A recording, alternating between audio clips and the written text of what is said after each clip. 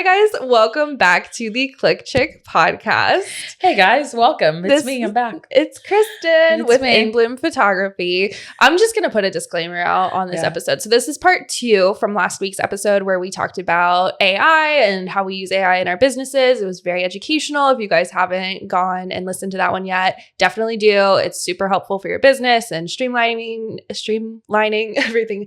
That being said, as we're recording this, it is 10 p.m. I woke up in Charleston this morning, so it has been a day. It's been a day. Me and Kristen are a little delirious. We're very delirious. It was Giggle City. We did the intro to this episode. Did you say Diddle City? Giggle City.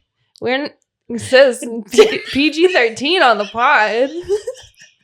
Like I said, delirious. We're delirious. I have a toddler who is not sleeping, so that means I'm not sleeping.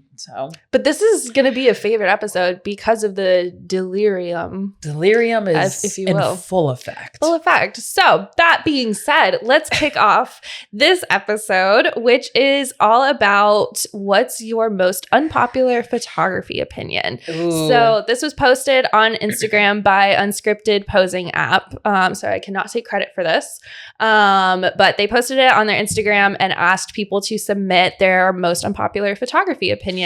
And they got so many comments. Mm-hmm. I think their initial post was like 500 some, and then their second post was like 400 some. So they got a ton of them, which I started filtering through. And then they ended up with the second post, which was all of their favorites. And I was like, excellent. Now I don't have to do all of this extra work.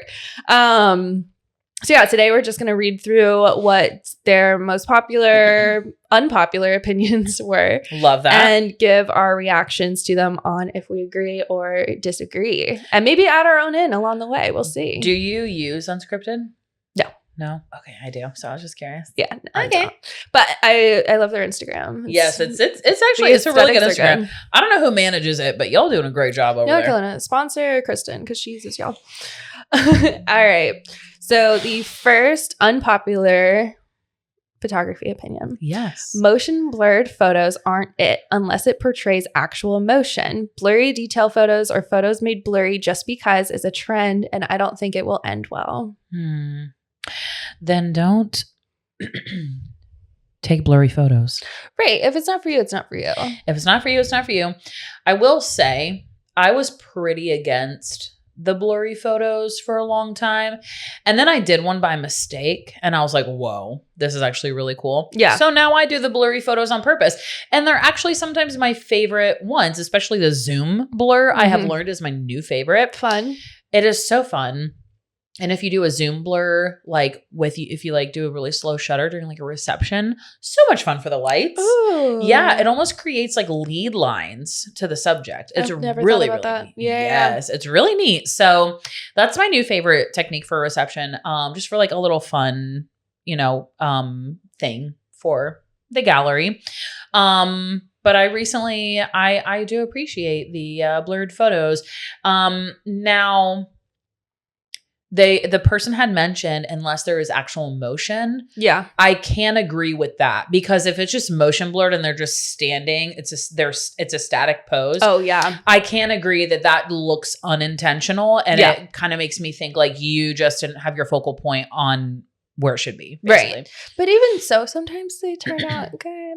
They do. Yeah. One of my favorite like blurry photos, and I don't know if this counts. If you guys follow me on Instagram at 1828 Collective, you'll see it in my work a lot. I love posting this one. Is where their faces are really close together. They're looking at each other and their faces are blurry, but the background's in focus. So it's really pretty to do like at the beach or in the mountains. Yes. Or I did it in an art gallery where the art was the focus and the couple's faces were out of focus. That has like a purpose though. That's like an artistic and compositional intention. Yeah, it's not an accidental blurry for sure. But I do love the motion blur ones. I love throwing it in a black and white. And I'm like, mwah, there you go. Chef's kiss. Chef's kiss. Absolutely. Yeah, so I disagree with this one. All right, this opinion I strongly agree with. Post photos are still just as important as documentary style photos. Most people like direction and need structured photos on their wedding day. Yes. Yes, with a capital Y. Yeah. Because this is the thing. If you go through your whole gallery and you have no photo of you and your significant other just smiling at the camera, what is the parents, the grandparents, what are they going to hang in their house? Exactly. They're not going to hang your sideways motion blur picture. They're going to hang the photo of them, the classic poses. Yeah. You know, there's a time and place for everything. And I feel like that is a non-negotiable. Right. It's just classic. The other thing too, like they're just talking about direction and structure. Ooh. Most people are not good at posing themselves. So I Correct. worked with one photographer who I won't name, incredibly talented photographer. Like this is no slander at all. Like so incredible, like massively published, like whatever. And no big deal. No big deal. And so when they work with clients, they're in Vogue. No big deal. Multiple times. No big deal. No big deal. But when they work with the clients one-on-one, they're like, all right, do your thing. And like, as a client, I would be freaking out. Right. Like, I'm sorry, I'm awkward. Like, I've been doing this forever and I'm still awkward on my end of the camera. Like, if I am in front of it, I'm like, oh, my hands, my neck, I don't know, my legs, weird, foot, should I point my toes? I'm like, who am I all of a sudden? Like, I do this for a living. And become like overly like aware of like every cell in your body. You're like, I don't know. Right. I'm like, I can feel my blood pumping through my, okay, I'm getting weird. That's me though. I'm like, I don't know what to do with my hands. Right. And so like for me, I give my clients a ton of direction when I'm working with them. Like, you're going to know what to do with your hands. You're going to know that you don't have a double chin. Like, I am doing the most for my clients because I want you to feel comfortable in front of a camera. 1000%. But also there are candid moments within that. Like, I tell them at the beginning of the session, I'm like for an engagement session, if we're in the mountains, I'm like, all right, I want this to feel like a date. I want it to feel like you guys are frolicking through the mountains. I want you guys to have fun with it. I'm going to set you up in poses. Yeah. But that being said, do what feels comfortable. So if I tell you to put your hands around his neck and you want to do it kind of lazy instead of how I told you to do it, do it. You want to pull him in for kisses? Do it. Talk about what you're going to get for dinner after this? Go for it. Like, this is like for fun. I'm like, I want it to be yourself. So act like yourselves. Yeah. And I'm chatting with them the entire time, hyping them up, all of the things, but it's still them. Yeah. And as it should be. I think that's, you made a lot of really good points. Like making it feel like a date night. Love that. Because then that immediately breaks down that wall of like, I should just stand like this. And they feel very, what's the word? Like stiff. Yeah. But if they hear date night, they're like, ooh, okay, I'm just enjoying my person. Yeah, like, it's a unique date. It is a unique date. And it is a way to like break through that. It's like almost like a stone wall of like hesitation. Yeah, that tension. Yes. Yeah. And I feel like that's so important. You had said something, you had said the word awkward, which is like my least favorite word, because the most gorgeous and photogenic people that I have ever seen in my life always tell me before we start a session, I am awkward. Mm-hmm. And I debunk that every time. Same. I do that on my consult calls. I'm always like, ask them if they've done photos before, whatever. And they tell me no, usually. And that they're awkward and unphotogenic. I'm like, listen, I have never had a client tell me otherwise. Like every client, I'm like, if you like my work, you like the way clients look, like that's going to be you. Like 1,000%. You are going to be comfortable. 1,000%. So definitely full send agree with this. Post photos are just as important. Agreed. I know documentary style it's like the hot topic, but like I said before, there's a time and place. Love a documentary moment, but also like help the couple out. Right. It's especially on a wedding day when they're already stressed about everything else. You're on a timeline, you're on this, you're on that.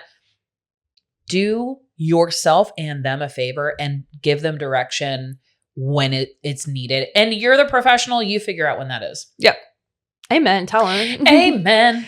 This one, it's hard for me. Oh, okay. I might cringe. The photography community is not as supportive to beginners as we'd like to think it is. There are lots of condescending comments and not enough actual constructive assistance. I'm just sipping my tea over here. Absolutely. So, how do I not get canceled on this podcast? Okay, so here's the thing is they're completely right. They're completely right. With the exception of a few people in my personal experience. Which is incredible. Yeah. I will say I'm a part of a lot of beginner Facebook groups, or just like photography groups. This could be like education groups. This could be like preset groups, which I may or may not use. This could be just a photographers group, like Photographers of Charleston or whatever the group is. Somebody posts a picture, hey, just some light CC, or they just post a picture not even looking for criticism, and people tear the image apart. Yeah. Why?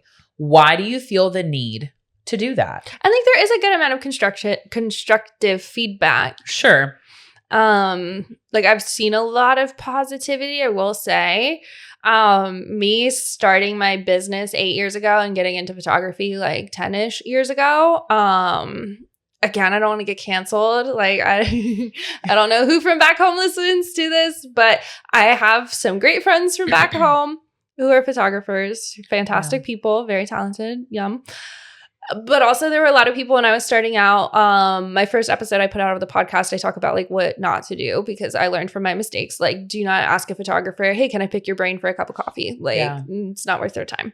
That being said, I got some very rude responses to that instead. Really? Yeah. And so again, I don't want to like call people out. I had one girl, she introduced herself to me like 8 times, knowing full well who I was, like just to be dusters. So it's like, I definitely, that was like 2 years before the community over competition era. And now everybody's an educator and everything. But like there were no resources really when I was starting out.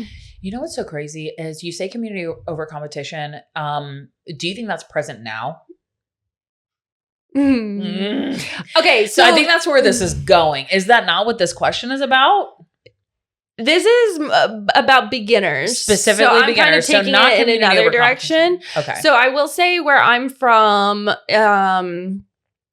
Winston-Salem is a smaller town, smaller city. Yeah. And a lot of people who live in Winston only want to shoot weddings in Winston or nearby. So that being said, there aren't that many weddings. There are a lot of photographers. It's oversaturated.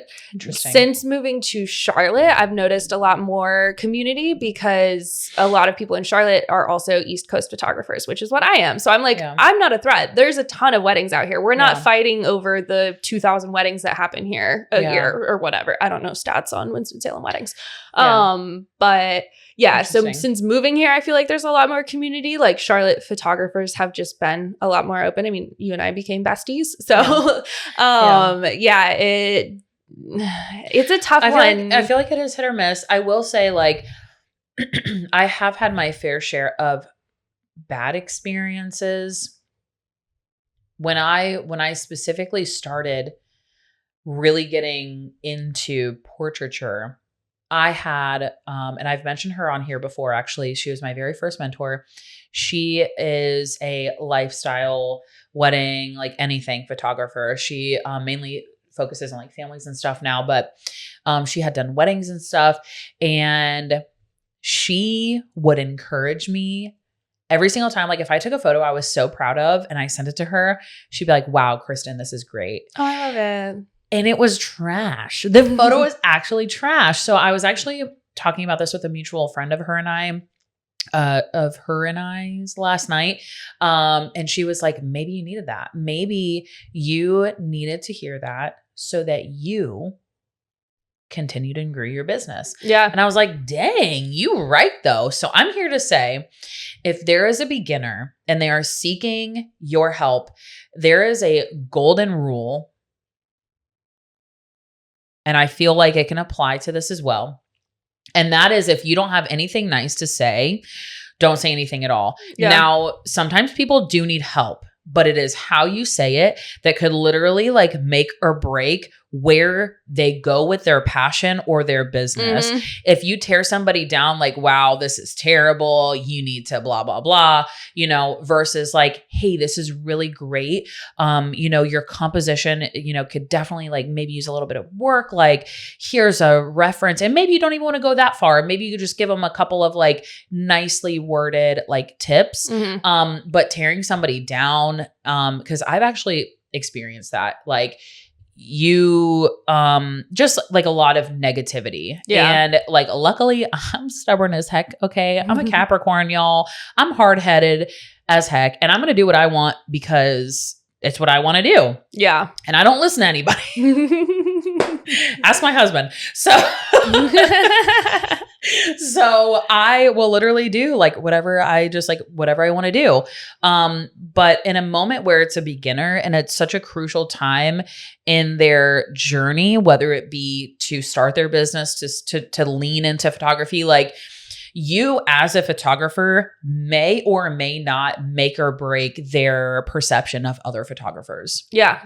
So an interesting point that I've never thought of before. Maybe as a new photographer, having other new photographer friends, because you guys are learning, I would assume, like a little bit independently. And so it's like you can teach each other new things and it's equally exciting to you. So it's not like draining some other photographer who already knows everything. And it's like, not that it's a burden, but, you know, constantly asking somebody who's booked and busy and doing all this stuff, like all these little questions, like you guys can kind of bounce off like, oh, I just learned how to do this. And it's like, oh, cool. Can you teach me? And it's like, you guys are all excited and like, for sure. Woo.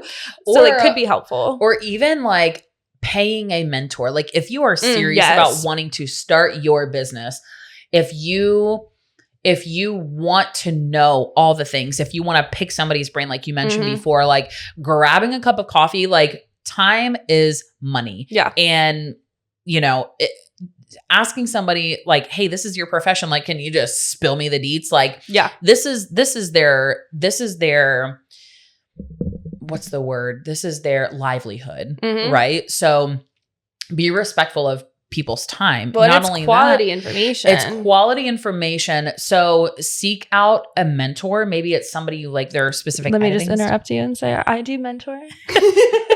If you guys go on my website at 1828 Photo Education, go on the mentorship tab and there's more information on there. But I might not be the mentor for you, which is fine. If you're listening to the podcast, I hope I am. But finding a mentor is very, very crucial to not only pivoting your like being like a beginner to becoming a paid professional photographer. A mentor is going to like fast track that trajectory. It's going to just like take off. Having somebody by your side that's going to advocate for you, answer your questions, and maybe they have limits like X amount of calls per week or month or whatever, or maybe it's an open line of communication or whatever their stipulations may be, which is all questions you should be asking them before signing up to their mentorship. But these are all things that are really, really going to help somebody come from that beginner stage into like a professional paid photographer. Yeah. Yeah. Not me going down another rabbit hole. It's a great rabbit hole. That was a good one. This one is a favorite of mine as well. Okay, I'm really excited. A large following does not equal talent. Can you say that one more time? A large following does not equal talent. Can I get an amen? I've heard of clients regretting their wedding photos, being like, oh, I can't believe blah, blah, blah, because they hired someone because they had a lot of followers. Okay, so I think we've even talked about this on gossip episodes before. We did. Yeah. I think we talked about this recently. So okay. Let's unpack this. Okay. Let's go. Let's get it. Large following. What does this mean? It means I'm not going to accuse people of buying followers, but maybe that's it. Maybe they've been around the block a few times. Maybe they've been published.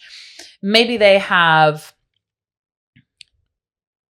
shot 500 weddings and they just have like hundreds of thousands of followers. Or maybe they got really lucky with a couple of reels or a couple of photos and they gained all these followers because they made really, really good content. That does not,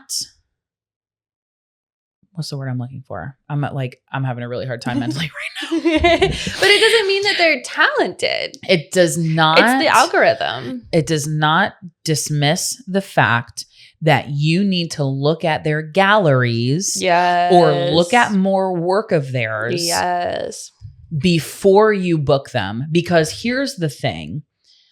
I fell into this trap as a wedding photographer.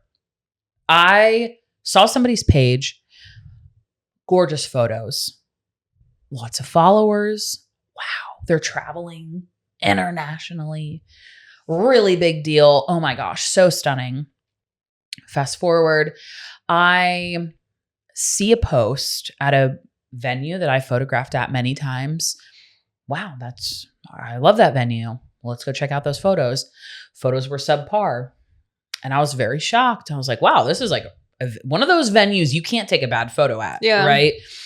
And I'm like, who took these photos? Not to be judgmental, because we are very much in a time where people very quickly want an affordable photographer. Yeah. As wedding professionals, we all have seen this happen.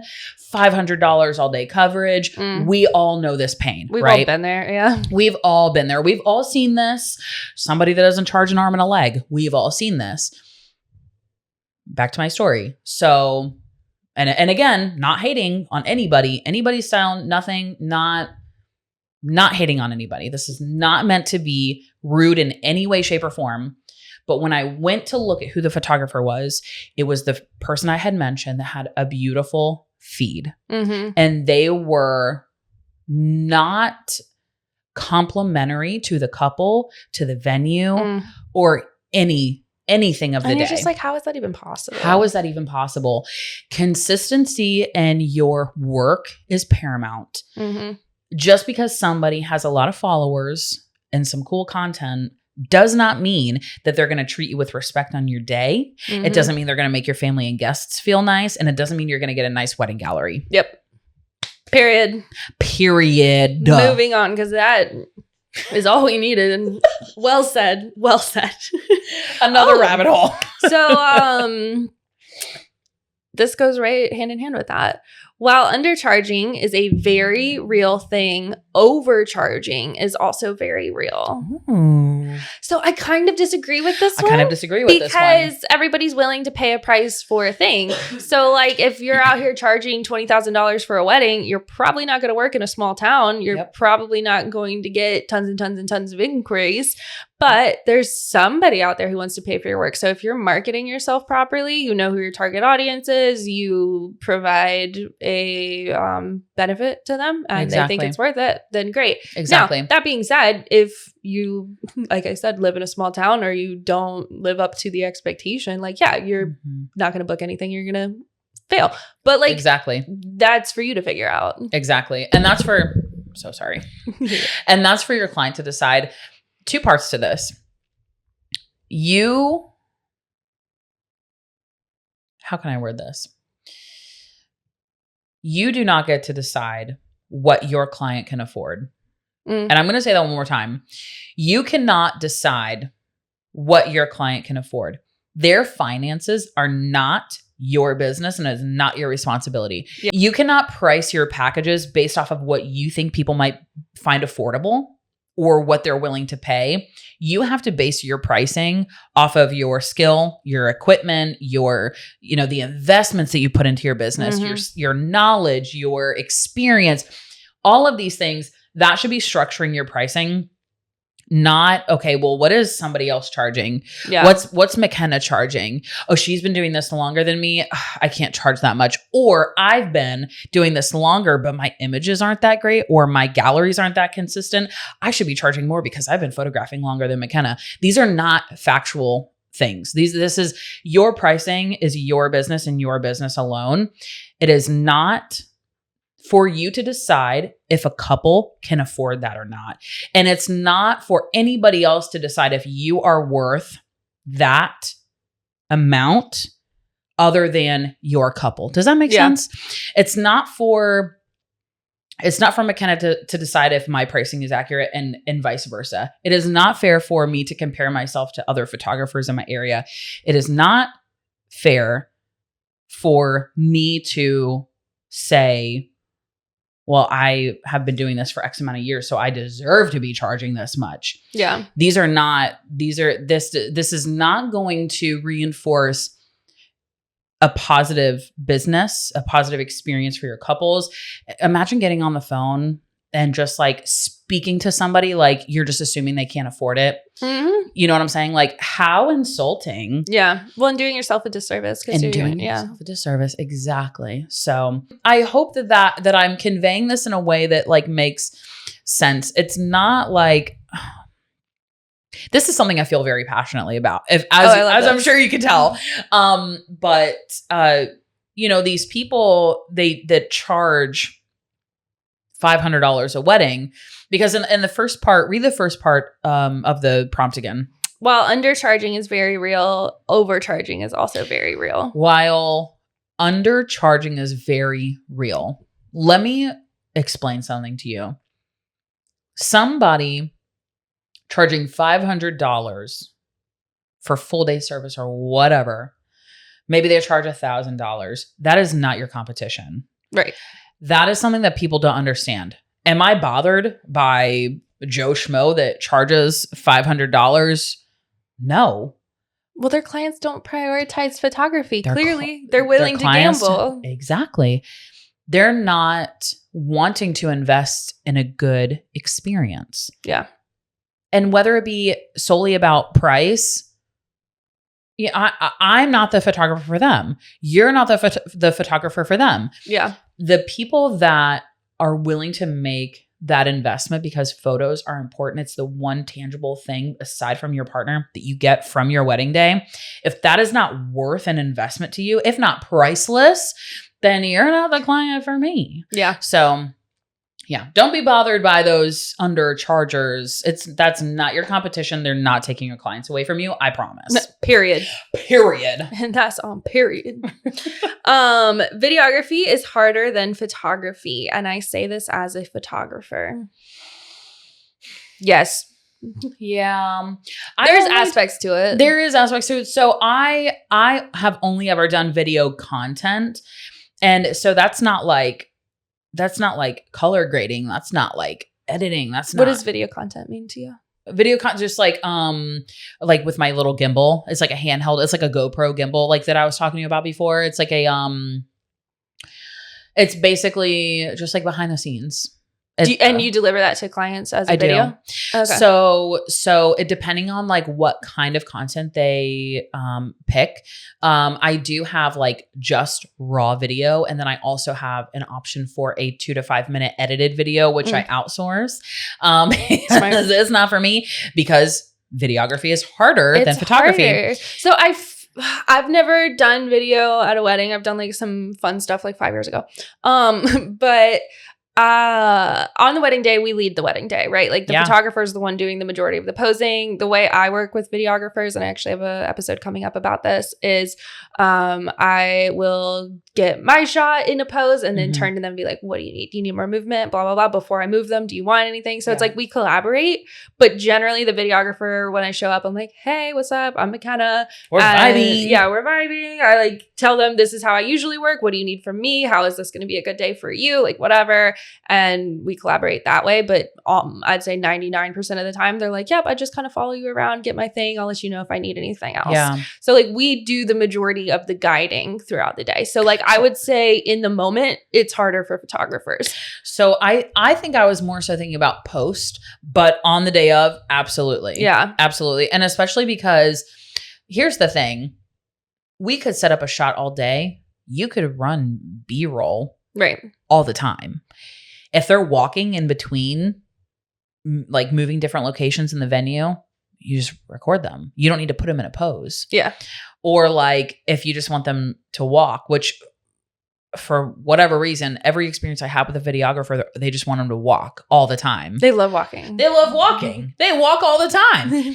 And we could just do that from point A to point B. Yeah. Why are we taking an extra 10 minutes out of my posing cycle to just walk? You know what I'm saying? Yeah. But I do agree. I mean, I love a walking shot. I love a walking shot, but you can only walk so much. You know what I'm saying? But on the day of, I will say, yes, I agree with you. I feel like it is harder for photographers because we are leading. Like you said, like we have to be that we had to be that guy. Like we have to like I am throw him. I am him. He is me. We is we. The delirium's back. She's a full effect. And so, but I say all that to say, like, in post, I'm sure video is very difficult. I wouldn't know because I don't do it. Yeah. But day of, we are the whole backbone of, which I am personally like very respectful. Like if video wants to do something. Oh, absolutely. I always intentionally have motion in a lot of my poses and in a lot of my variations for video, you know, shaking the flowers or whatever, you know, whatever it may be, like always ensuring video is there. And although it's not my job to keep track of you, so don't make me come find you to stay on the timeline. I hate having to track down a videographer. Bruh. Because it's your whole job. And we're the villain, right? So like if I take them for golden hour photos and don't find you, but also it's like I already have the client in front of me. They're waiting on me to take them for golden hour photos and I can't find you. Like it stresses me out because I don't want to be like, hold on, let me run this entire venue to look. But, I'm not the vendor babysitter. I have had multiple times, not to go down another rabbit hole, but I have had so many times where like I'm on a wedding day, like where's the videographer? We're cutting the cake. Okay. You have the same timeline I do. Right. Like, what are we doing? Aren't we all? Now this very rarely happens. So like I don't want to be like videographers suck at timelines. No, but they don't. That's it's happened not what I'm saying. Times. But I'm saying sometimes they're not very cognizant is all I'm saying. We love our videographers. We love to vibe with them, but I try to be intentional about my posing variations for video as well. Yeah. So, yeah. Anyways, that's my answer. But the editing is definitely harder because like with photo, you scroll through, you see every photo. With video, you have to actually watch the clips to see what was happening and then categorize everything and then think about how to blend it all. Like we just do it all chronologically. Yes. We're like, oh, beautiful moments, first look, yay. Or do you know how easy it is to drag a photo and rearrange the like chronological order of things versus a video? You like have to like cut and watch and do all the things. Like exactly. It's so time consuming. And even syncing your clocks for videography is so much different than syncing art. Like it's all of it. So much. So yeah, I definitely think videography is harder, but like both have their moments. For sure. Oh, this one I was excited to read. Oh. Crooked horizons look bad 99% of the time. And I am screaming this from the rooftops. I do not understand you guys with your crooked horizons. I'm like, it never looks good. Never, ever, ever, ever. I'm seeing celebrity photographers doing this. I think Hailey Bieber's wedding. I think, who is it? Is it Kourtney Kardashian? Yeah. Kourtney Kardashian's wedding was one of the first ones that did it. And I'm like, trash, trash, trash. Who accidentally took this photo? Indeed. Like, sorry, I came in hot on that one. But I've been holding on to this one for a year. A year. I completely agree with you. And here's why. When I see a photo, and I listened to another podcast and this was coincidentally one of the topics. There's like a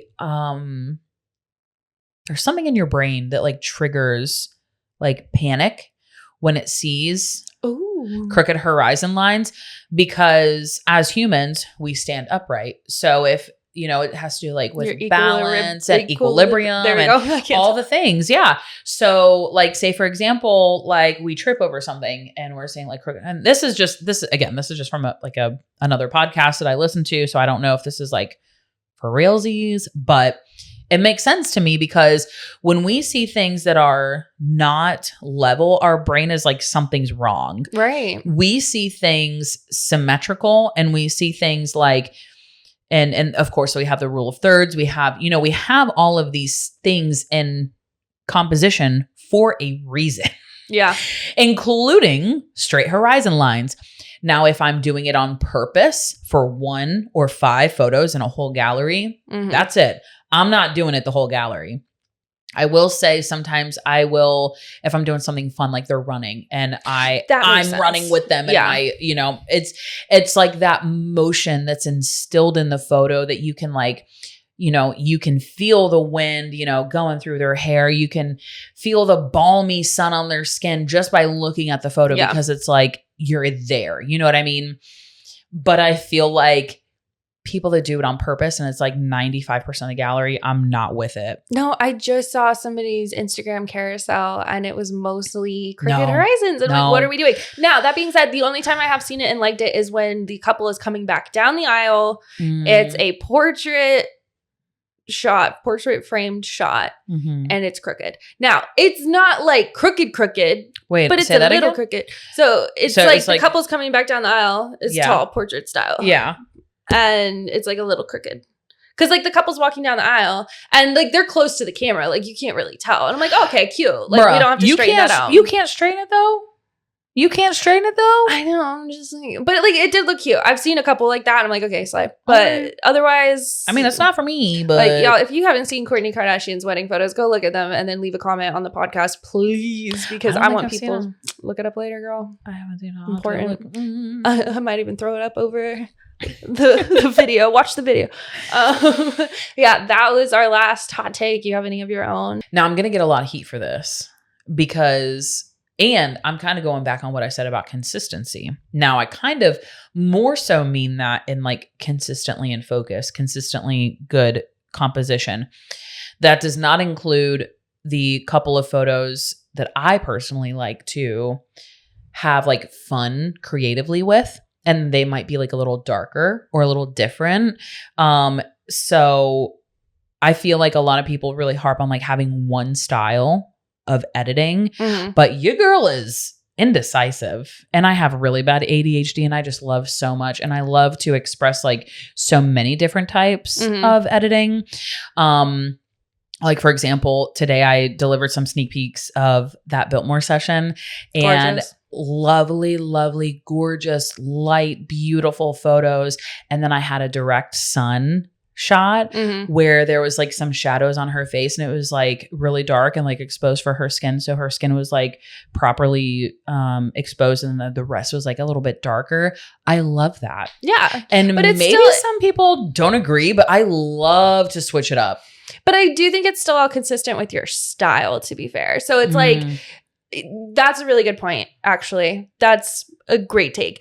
Because, and I've been wanting to talk about this, because it looks how it did in the moment. So something I don't love is some bright and airy photographers will do an entire day looking bright and airy.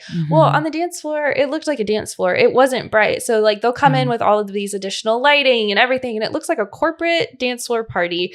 And I am just not living, laughing, loving it. I'm like, why is it so bright? Literally. Like it didn't look like that in the moment. I want things to look so like, yeah, you might be a bright and airy photographer. I'm not talking about you specifically. No, I know I know what you're saying. You might be a bright and airy photographer, but if it doesn't look similar-ish to how it felt, then I'm like, this is weird to me. Yeah. I think that goes with what you said. I think so too. Yeah, I completely agree, because why are we making something look like just for the sake of your style, you're compromising like the authenticity of the moment. Yeah. Well, like I feel like that's kind of like taking away from the genuinity, if that's a word. The genuine moment. The authenticity of the moment. Making everything that same stark, it's all white or it's all light, it's all, you know what I mean? Like I feel like that takes away from the moment. Like, why not let a dance floor be a little darker in the background? Right. You know what I mean? I'll use direct flash on a dance floor. Like, we're having fun with it. Like, it's a party vibe. I don't use direct flash otherwise on a wedding day. I'm not out here with a big flash in the middle of the day. But, like, I'm going to use it then. So it's like, and I'm not dark and moody, but my dance floor is going to be darker because it was darker. It was pitch black in there. Like, I mean, your photos won't be that dark, but like the background sometimes it's like unavoidable if it's like you said, it was pitch black. Yeah, that was great though. All right. Well, we can end on this note. This was a controversial episode. So let us know what you guys think, and join next week for another great episode. Where can we find you on the internet, Kristen? You can find me on Instagram at InBloomPhotographyNC or at InBloomPhotographyNC.com. Where can they find you, McKenna? And for me, you guys can find my personal work at 1828 Collective on Instagram and TikTok, and more about the podcast at 1828 Photo Education. Thank you guys again for listening, and see you next week.